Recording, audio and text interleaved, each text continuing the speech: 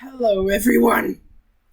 My name's Brody, and on today's episode of Brody's Learning Adventure, we'll be learning about Parliament and protests. The end of salutary neglect. The French and Indian War had been very expensive, so Great Britain had a large debt. In addition, the territory expanding British territory meant that there were constant land conflicts with Native Americans. England sent a standing army to America to protect the colonists, and those troops had to be paid too. Standing army. Standing army is a professional army maintained even in peacetime. In order to pay off the war debt and maintain the standing army, England had sent to America to protect the colonists. Parliament raised taxes. The Sugar Act. The Sugar Act of 1764 actually lowered taxes on molasses that was brought into the colonies, hoping to minimize smuggling because they were trying to stop smugglers. Customs officers searched ships, and any suspected contraband could be taken away, even before the smuggler was convicted. Colonists believed that the Sugar Act violated their legal rights as British citizens by denying the right to trial, and some went even further. James Otis, a lawyer in Boston, argued that Parliament didn't have a right to tax the colonists at all, since the colonists don't have representatives there to debate the tax. The Stamp Act. In 1765, the Stamp Act was passed. Any printed paper goods, including legal documents, had to be taxed and have a stamp proving the tax was paid. The Stamp Act was the first act had to be paid proving the tax was paid. The Stamp Act was the first direct tax on individual colonists. Protests broke out, including boycotts, in which colonists refused to purchase British goods at all. Boycott is a protest in which people don't purchase controversial items. Oh, just in case you didn't know, stamp agents were tarred and feathered and mobs prevented stamp distributions. That October, the Stamp Act Congress, with representatives from 9 colonies, met in New York. They wrote a petition explaining how the Stamp Act was a violation of their natural and political rights. In March of 1766, at the urging of British merchants who had been hurt by the boycotts, Parliament repealed the Stamp Act. But on the same day, they issued the Declaratory Act, which basically reasserted Parliament's power to tax as it pleased. Repeal means to undo a law. Samuel Adams and Patrick Henry.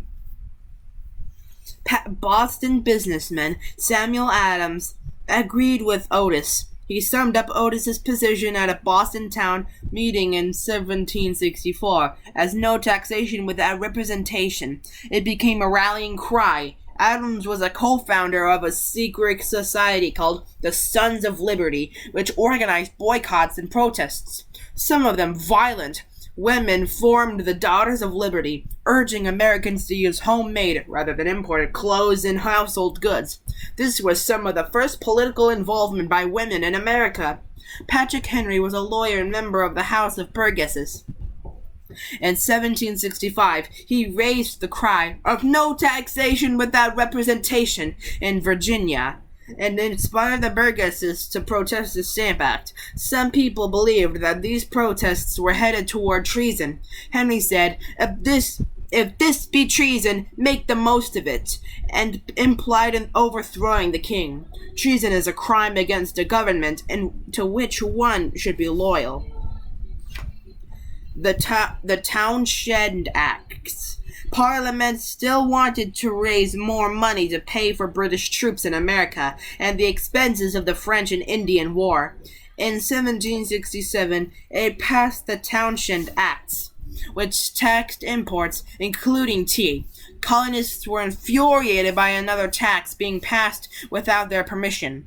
They were also angry with the writs of assistance, which gave customs officials permission to search for taxable goods without a search warrant. Soon tax collectors were among the most unpopular people in North America, and many went home to England to escape threats on their lives. The royal governor of Massachusetts asked England to send soldiers to maintain peace and enforce the law. The Boston Massacre. In 1768, 1,000 redcoats came to Boston. To the colonists, the redcoats were not there to help, but were occupying troops. On March 5, 1770, a minor dispute broke out between a soldier and some Bostonians, who threw snowballs at him. Sort of like a snowball fight in the 1770s, and I think that's what started the normal snowball fight. More citizens and more soldiers came on the scene, and a mob formed in front of the custom house where the taxes were collected. Stones were thrown, and some citizens dared the soldiers to fire. A few soldiers panicked and did, killing 5 Boston citizens. The event came to be known as the Boston Massacre. The 5 victims became heroes of the colonial cause, notably Crispus Attucks, son of the African-American and Wampanoag parents, John Adams, a cousin of Samuel Adams, argued that everyone, including the soldiers, was entitled to a fair trial. He and Josiah Quincy defended the soldiers, who were freed on the grounds of self-defense. The trial demonstrated to the world that the colonists were committed to justice. The Boston Tea Party. I bet all of you might have heard of this from cartoons and all that. Parliament repealed all of the Townshend Acts in 1770 except one, the tax on tea. People in Massachusetts were able to purchase smuggled tea. However, 3 years later, when the British East India Company faced financial ruin, Parliament passed a new Tea Act, giving the company a monopoly on selling tea directly to the colonists and making tax tea cheaper than smuggled tea. Just in case you didn't know, that started in 1773. That reinforced taxes on the colonies and hurt local merchants who had made their living from tea. Monopoly is a situation in which one company has complete control of an entire market. And no, not the board game. Many colonists began to drink coffee to replace tea. At midnight, on the night of December 16th, 1773, while 3 East India Company ships were docked in Boston, the Sons of Liberty, disguised as Native Americans, boarded the ships and dumped 342 chests of tea into Boston Harbor. This was dubbed the Boston Tea Party because they considered themselves loyal British citizens. The colonists attempted to pay England back for the tea in exchange for a repeal of the Tea Act. However, the King and Parliament had finally had enough and were determined to punish the colony of Massachusetts. The Intolerable Acts. King George III acknowledged that England would either need to master the colonists or leave them to themselves. He picked master in 1774. Parliament passed the Corrective Act, known in the colonies as the Intolerable Acts, because Boston Harbor was closed until colonists compensated the last India Company for its lost tea. Most town meetings were banned. The Charter of Massachusetts was revoked. The Massachusetts legislature was put under the control of the new governor, General Thomas Gage. In effect, Boston was put under martial law. Royal officials who committed crimes in the colonies couldn't be tried in colonial courts. The Quartering Act forced colonists to let British soldiers stay in their homes. Land the colonists thought belonged to them was given to Quebec, the Quebec Act. The goal was to exert control in the colonies, but the Intolerable Act had the opposite effect. Number 1. Here's a quiz to see if you've been paying attention. Why did England send a standing army to the colonies? Which key American idea was developed by Bostonian James Otis and coined by Samuel Adams? How does a boycott work? How were women involved in political protests in the 1760s? What was the verdict in the case of the Boston Massacre deaths?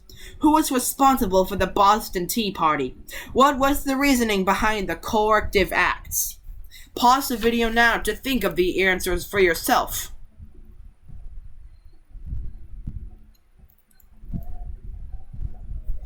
On to the answers. 1. To protect the colonists from Native Americans. 2. No taxation without representation. 3. Consumers stop buying or using a product in order to encourage those who sell it to make a change. 4. They encouraged Americans to use homemade, not imported goods. 5. The soldiers were found not guilty. 6. The Sons of Liberty. And 7. They were intended to help England maintain control over the colonies. Be sure to like, comment, subscribe, and hit the notification bell so that way you won't miss any of my new episodes. This is Brody signing out.